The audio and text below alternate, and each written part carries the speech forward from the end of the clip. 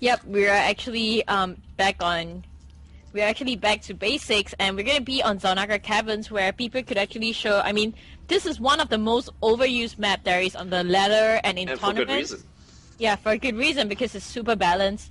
Well, so anyway, going into it, top right hand side corner. Oh, sorry, go ahead. No. I was just about to just follow up on your train of thought. The thing is because people have played on this map so often, you get the cheekiest builds out of this map because people always want to try to do something weird and different. But if you're on a new map, you're a little bit timid. You want to see, if you want to play a bit more standard. But I couldn't have asked for a better map for an ace match of the Grand Finals of Code A.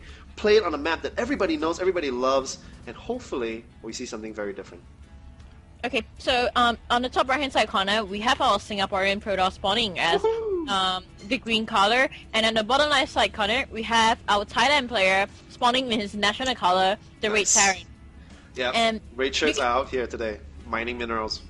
Well, this map is actually good for Far, because Far is not very good on big maps, as we had seen in the previous few games that he has actually been playing. His macro kind of slips up, and he gets very, very nervous when he goes later into game. So I can understand why he actually chose this map, because he feels confident in a smaller and more compact map, so he feels that he has more control on the game. Yeah, absolutely.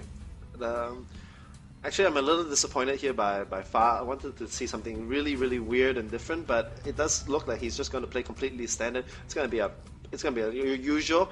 Actually, one thing we could like to see is a tech lab and get a very, very early Reaper out just for that scout. Maybe pick off two. If he can pick off 2 workers with that Reaper, it's paid for itself. So, come on, guys, mix it up a little bit. I want to see DTs, Void Rays. I don't know, Prism Warp drops or something weird, something funky.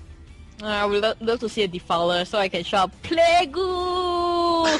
But that would never happen. Old school Brute Wars. Maybe in StarCraft 3. Oh, StarCraft 2 Heart of the Swarm for sure. But I feel like I'm playing against a Zerg here because Fa is completely walling off. Like, once you get that first Marine out, that probe is not going to get anywhere in that base. You don't really need to wall off. And what do you think? Do you think Fa is affected mentally? Because you must remember, it's been a long day, and he's fighting a very, very good opponent. Matches have been very, very long. Maybe he's just on tilt. Yep. I think. Well, we actually seen him done Warren a few times, and what he actually goes for is just a pretty standard 1-1-1. Nothing for you to, be worried and warn about. I'm not sure if he's actually, because he's worried about Fargate, but you can actually pretty much defend Fargate with Bunker.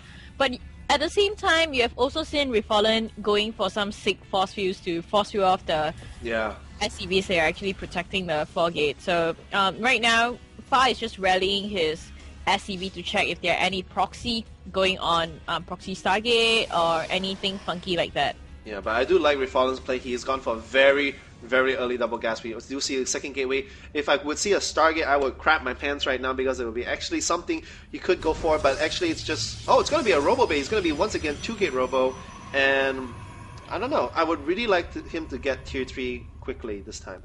Because, if nGenRefallen loves his gateway units, then he should really go for Templar. And it does seem that nGenRefallen wants to pick up here. He's going to be very, very happy to see that, this is this kind of building arrangement, because he's going to be able to easily snipe that. He can put, once he gets an Observer, he can put units here. This bunker is going to be absolutely worthless. But, he's got to be suspicious. He's got to know the timing. Why in the world would he completely wall off unless he's doing something really weird and funky? And it is going to be a Banshee out here. Cloak is going to be start research at the same time, but it does not matter because the robotics facility is already done by nGenRefallen, and knowing nGenRefallen's style, he's going to make 2 observers. The first one to check out the base, the second one for defense, and he should be just fine. Well, we have actually seen this Banshee play completely dominate nGenRefallen on the map Curvas actually on the first round. Really? And wow. what happened was that Fa actually had 2 Banshees, so one was in the main base, and that Banshee had 13 kills. 13 kills? Yeah, and it was amazing. And then that Observer came out, and he still managed to kite that Observer for a really long time behind the mineral lines. And what happened was that the second Banshee came out, went to the natural, and took 8 probes off that. Wow, okay, that's and then lost right about there. 21 probes. And after that came a small bio push from Fa, and nGenRefallen just didn't want to waste his stamina fighting that, and he just said GG. Yeah, I mean, it caught him with his pants down, and he paid the price for it. And that's the thing about cheese. You really want to keep your opponent on the toes. Even just making him think you're going to cheese him is enough to throw some people off. But the second observer is going to be out by nGenRefallen. Where is it? Oh no! The second observer is actually out with the army, and this Banshee could actually do quite a bit of damage. Cloak is done. Cloak is done, ladies and gentlemen. And oh no, this could be really, really bad. The third observer is being chrono boosted out. But is it going to come out in time? This Banshee could pick up quite a few kills. One kill there, and yeah, I don't see why you would want to build two observers and then push them out across the field. You know what Fa can actually do right now is not only to go for the mineral line, but he can actually try to cut down this main that nGenRefallen has up at the moment, and he's really careful right now because in the last round he got kind of outplayed by just two Banshees, which was kind of pretty common play. And I mean, what really can nGenRefallen do? He's gonna move out his Stalker right now, which is absolutely such a bad idea, I would say, because here comes the second Banshee and taking off the probe. If you can see, he's already on his second Q, almost third Q coming in, and here comes the Stalkers though, but Fa is seriously just microing the Banshee like a boss. But he's also letting his macros slip up. That's something I kind of realized over there. If you can see, he has about almost 600 minerals in his bank right now. Yeah, I mean, Fa is microing like a champ, but the thing is the Banshees have more than paid for themselves. He is not going to continue with the Banshees. He's actually he's just going to make one more Raven just to poke around, and I really, really like this transit. He's getting a reactor, he's getting more barracks, and he's just going to transit into the bioplate he absolutely loves. And I mean, let's see if we there's one of these tabs that shows units lost, right? Yeah, workers killed, 9 workers killed by Fa, and I mean, he needed that, otherwise he would be behind in the economy. Yeah, you're absolutely right. Actually, looking at the economy tab though, they are kind of even, I would say, at the moment, because the army tab, economy tab, I mean, it's even. The thing is,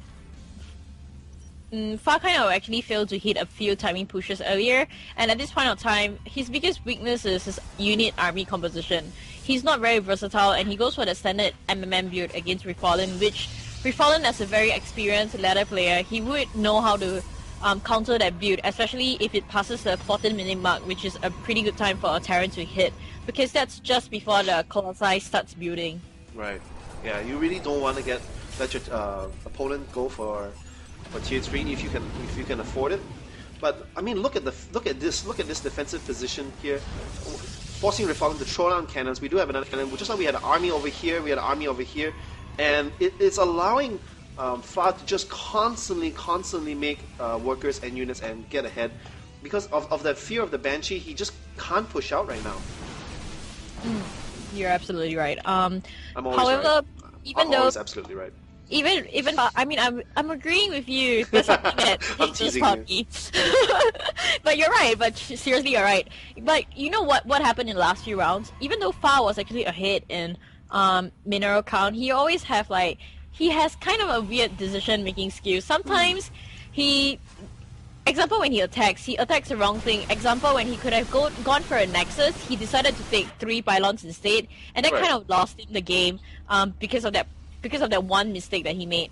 You can see that he's going for kind of a heavy Marauder army now. 4 Marauders are being made on the way, and concussive shells just got researched.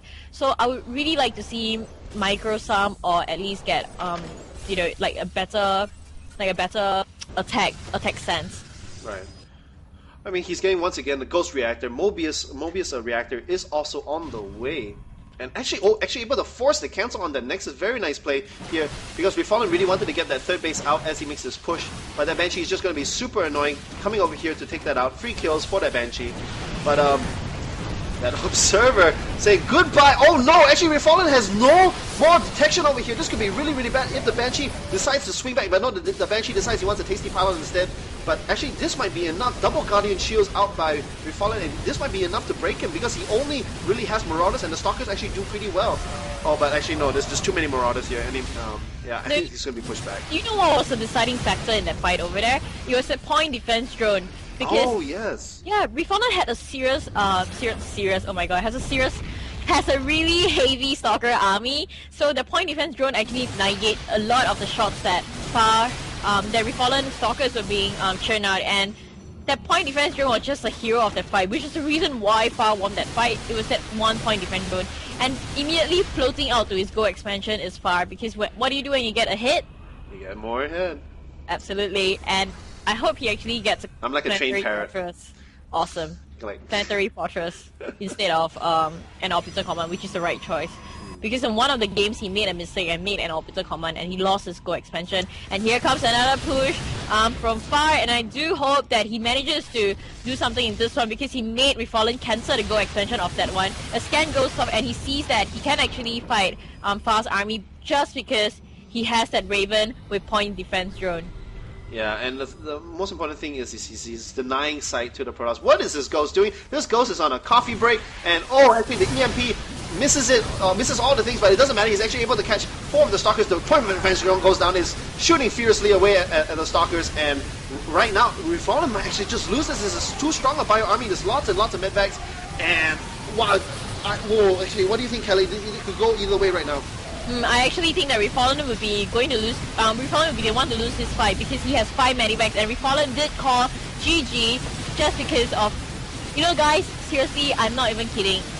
If you guys are going to watch the replay later, go watch how much the point defense drone actually did. Because any Protoss army which was the same size as the Terran army, and he had 2 Garden Shields up, he could have won that fight. But that one Raven, guys, that did the difference to the finest of the finest of the Code A. Finest. The finest of the finest of the finest, huh? Yep. Point defense drone, hero of that. I really like that transit. He basically hid his fact that he got Banshees, and he got what, 11 kills with the Banshees. Then he transits into 1 or 2 into 1 Raven, and then just did his regular bio push. Very, very nice.